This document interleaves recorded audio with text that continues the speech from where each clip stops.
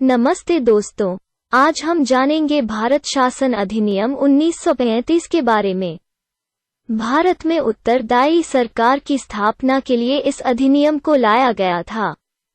यह एक लंबा व विस्तृत अधिनियम था, जिसमें 321 धाराएं और 10 अनुसूचियां थीं।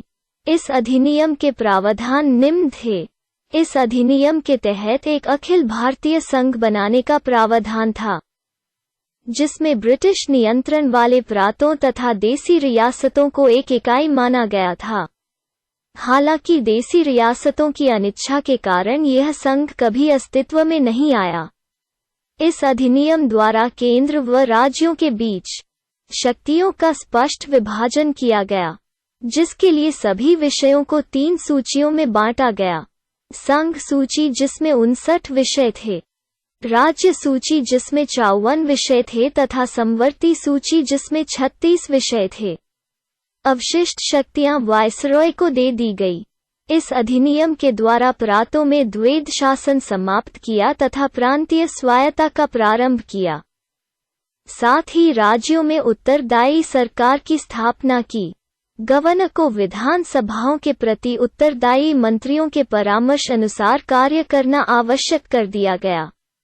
यह व्यवस्था 1937 में शुरू हुई तथा 1939 में कांग्रेस सरकारों के इस्तीफे के साथ ही समाप्त हो गई। द्वैध शासन को प्रांतों से हटाकर केंद्र में लागू कर दिया गया। इस कारण केंद्रीय विषयों को आरक्षित व हस्तांतरित विषयों में विभाजित किया गया, परंतु यह व्यवस्था कभी लागू नहीं हो पाई। केंद्रीय व्यवस्थापिका में 2 सदन थे, राज्यसभा व लोकसभा। राज्यसभा स्थायी सदन था। इसमें 1/3 सदस्य प्रत्येक 3 वर्ष के बाद निर्वाचित किए जाने थे। राज्यसभा में सदस्य संख्या 260 थी, जिसमें 156 प्रांतों के निर्वाचित प्रतिनिधि तथा 104 देसी रियासतों के नामित प्रतिनिधि थे।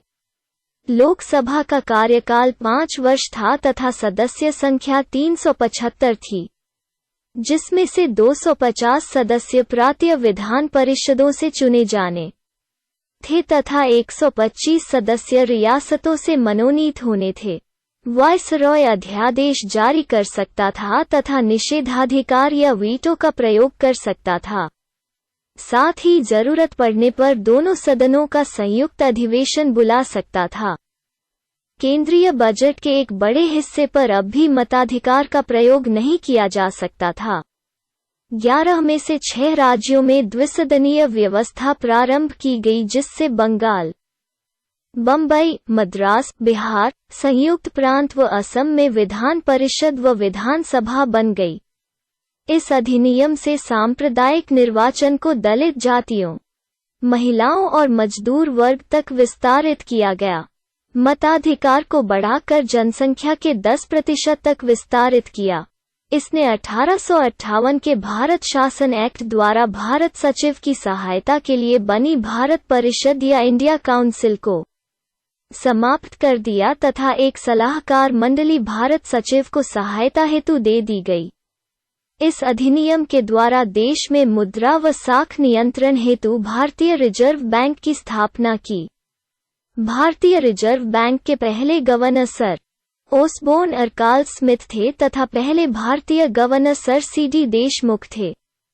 इस अधिनियम के तहत संघीय लोक सेवा आयोग के साथ प्रांतों में प्रांतीय सेवा आयोग तथा 2 व अधिक राज्यों के लिए संयुक्त सेवा आयोग की स्थापना की गई। इस एक्ट के अधीन 1937 में एक संघीय न्यायालय की स्थापना की गई। बर्मा व अदन का प्रशासन भारत के प्रशासन से अलग कर दिया गया।